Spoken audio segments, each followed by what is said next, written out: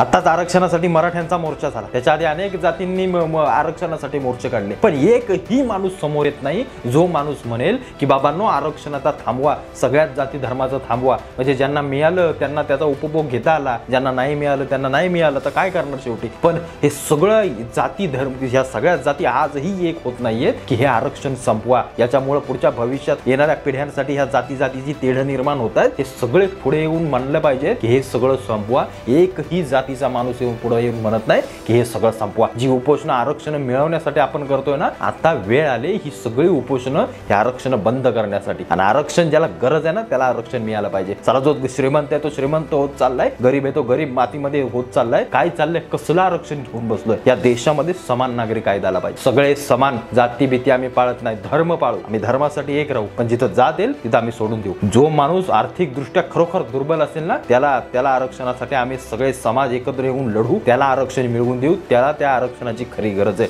चला लाख लाख रुपये पगार घेताय, तुम्ही आरक्षण कसलं घेताय, कशासाठी आरक्षण पाहिजे. म्हणजे कुठलाही जाती धर्मातला माणूस असो, ज्याला खरोखर आरक्षणाची गरज आहे त्याला ते मिळालं पाहिजे. आणि त्याच्यासाठी बाबांनो झटा, त्याच्यासाठी आता उपोषण करा.